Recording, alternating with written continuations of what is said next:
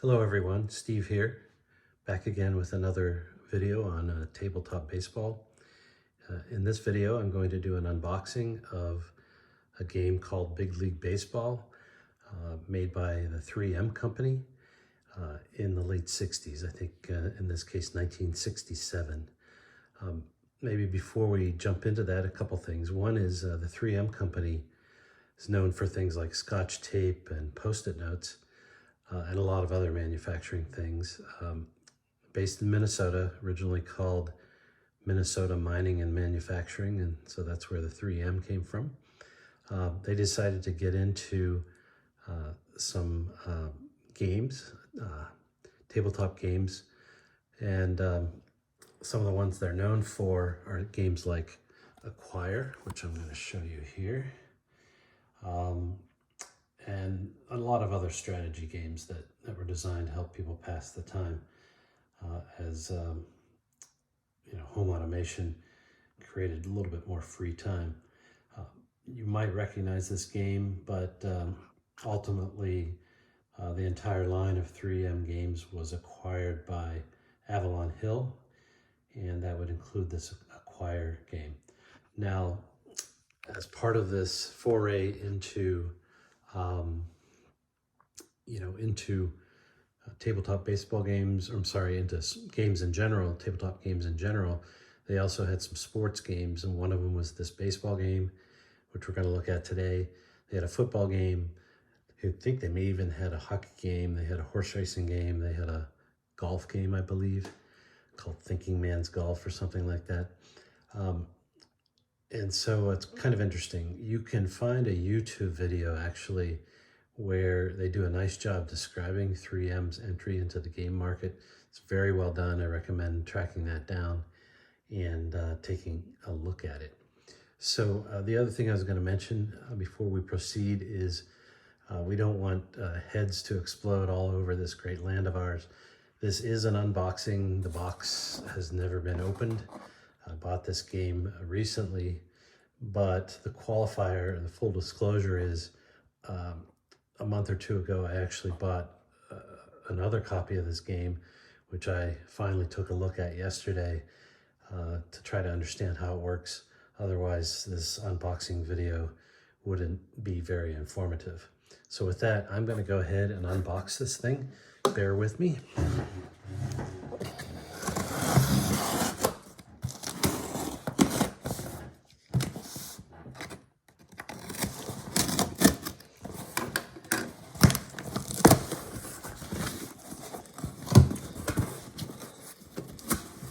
So pretty well packaged, as you can see.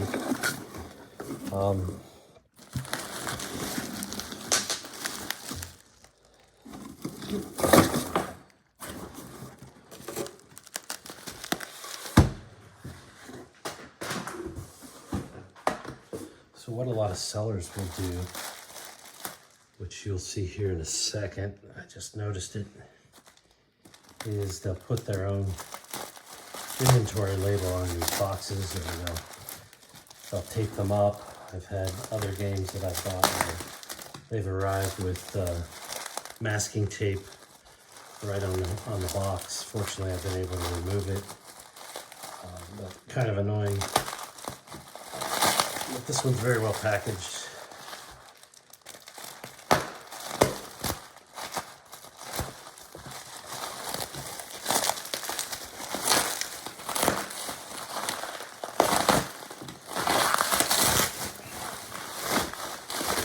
So here you have it. So this game, Big League Baseball, it's in a nice rectangular box, as you can see. It seems to have some sort of like vinyl covering. It has a little snap here that you can snap it closed. And this looks like a pretty nice copy. The reason why I bought this copy is the other one I bought was a little more worn. It's a good sign it was actually well used by the previous owners. So that's pretty cool. So one of the things you see here is there's a playing field with a glossy surface, and there is also an area where you can do scoring. And what they would have you do is actually use, I think, what they would call a grease pencil and write down the score as the game proceeded. And these people, as nice as this game is, they actually did use this to that effect. I don't know if this is going to be able to be cleaned up at all. But in any event, that's how that works. The game itself then comes in a box, and inside the box they have the directions. This game obviously belonged to Craig, so thank you, Craig, for preserving the game. And then there are several pieces that come with the game, and I'll walk through that. So I didn't have this in the other game. It looks like they have some chess pawns here to account for base runners, but I don't think that was part of the original game. There's a set of dice, 2d6s. There is a score board, I guess you could say. Count balls and strikes and outs, much like an umpire would do. There is a brochure here, which shows you all the games that they had. Yeah, Win, Place, or Show is the horse racing game, and then there's one called Regatta, and so on. I'm not going to talk a whole lot about this, but this is a special play chart, which can come into play. This is shaped a little differently than the one in my earlier game, where it was one big long rectangular thing. This is more close to being square. We'll maybe cover that in a minute. So what we have here, and this is kind of the key to the game, is what they call the calculator. And I'll explain how that works in a minute. The game comes with two teams, a blue team and a red team. There are a total of 20 cards per team. The cards are very generic in the sense that I'm going to try to show you here, but there are 2 catchers, 6 pitchers labeled A, B, C, D, and R. Those are the actual pitchers, and then another one that's just the pitcher batting card. There are infielder cards, 1 for each position, plus a utility. Same with the outfielders, and 3 pinch hitters. So for a total of 20. On the cards, on the pitcher cards, you will find their ability to throw different pitches. And if I'm not mistaken, theoretically anyways, there's 15 different possible pitches that the pitcher can throw.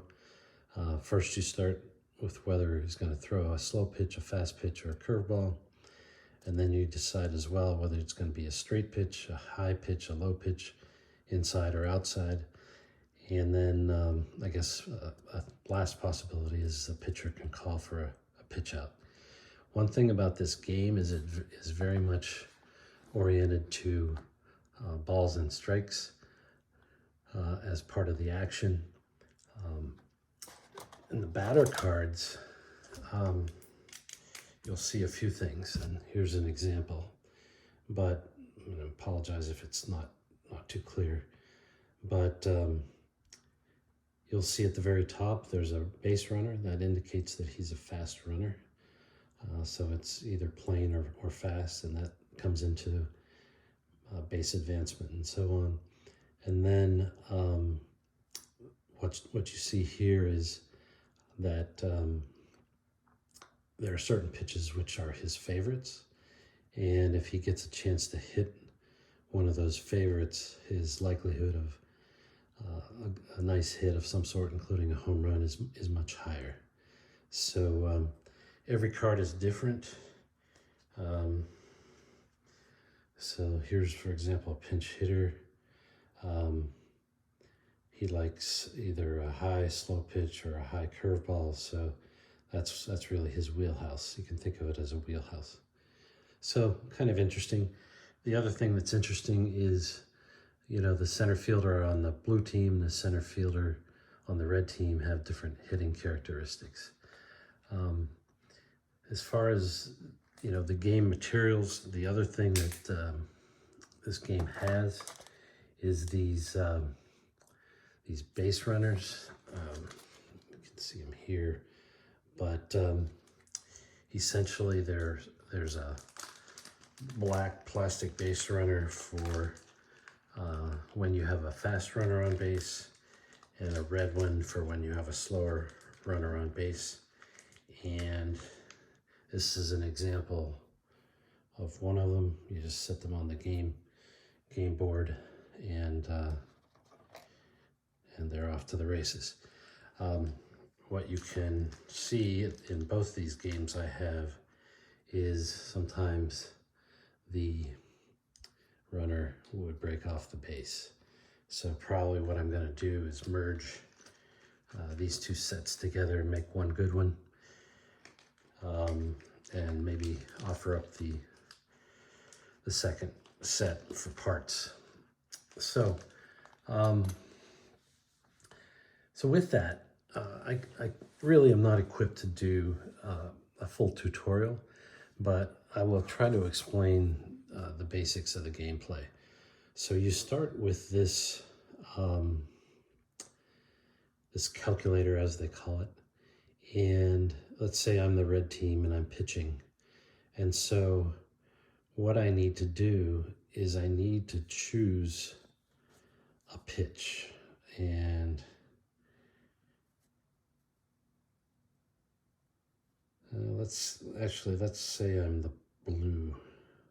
No, let's say I'm the red team pitching. So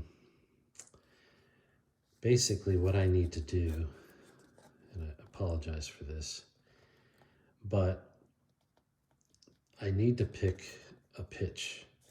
And so you kind of move this dial, and basically like here it says the possibilities are a slow, straight pitch.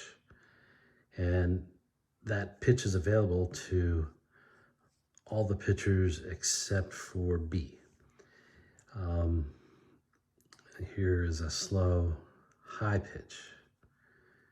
Here's a slow inside pitch. And there's a fast, straight pitch, which is only available to, in this case, the B pitcher. So the gameplay is basically that the pitcher decides what pitch he's going to throw. He tells the batter he's ready. The batter decides whether he's going to take the pitch or swing away. And if he takes the pitch, you can see right about here, sorry. If the batter takes, it tells you whether it's a ball or a strike. And it, to some extent, depends on the pitch that's chosen. As I showed you before, you can pick various types of pitches. If the pitch chosen by the pitcher is a high pitch or a low pitch, and the batter takes, then it's not in the strike zone, and that's what's going to result in a ball. So I don't know if I can find a good example of a high pitch. So here's a fastball high, and as you can see, the batter takes indication is a ball. So there are balls and strikes in this game. If the batter chooses to swing away, then you look down, you hand this over to the batter, and you look down below and look at the batter card. And then based on, what the pitch was, and I think perhaps based on what's on the batter's card, it tells you, the result, and there's a chart on the other side, but you can see some letters and some numbers. The numbers refer to a hitting chart. So then you turn this over, the batter rolls the dice. So let's say he rolls a 5, a 3 and a 2 on 2d6s. You dial this till the 5 is in play, and then depending on the chart that was indicated on the other side, you get the result. So results 1, 2, 5, and even 6 are flyouts or foul-outs, and a 4 would have been a double. And then off to the right, you see what happens to the various base runners, whether the runner's on third or on second or on first. And there is a key here that tells you what all the symbols mean. So pretty well thought out, I guess I would say. The charts are pretty intuitive in the sense that, the better hits are going to happen on the higher chart outcomes. So, a 1 is a ball hit into the infield. The 3 is a sharply hit ball through the infield, and so on. 5 are hard hit balls, so you're going to get some better outcomes on 5. And then 6 is where you're probably going to get the home run. That's when the wheelhouse. So you see here, it's a prime example where 1 through 4 are outs and 5 and 6 are home runs. Kind of the best I can do at the moment on a tutorial. I'm not sure I totally understand the strategy. It's clearly made for a 2-player game, but I did coincidentally last night come across on the Board Game Geek site, I came across a situation where a person had actually created some charts where this game could be played solo. I think there's a little bit of strategy in the sense that it's kind of a guessing game. I believe when you're playing, both the pitcher's card and the batter's card would be visible to both players, and as a result, that's part of the strategy. You can kind of decide how you want to. It's kind of a guessing game, not unlike real baseball. The pitcher is going to guess whether the batter is going to swing away or take, and you can try to sneak in a pitch that's actually in the wheelhouse and hope the batter takes. And then the batter, of course, has to guess what kind of pitch he thinks is coming. So here in the foreground is an example of pitcher C on the blue team. He can throw 4 types of slow pitches.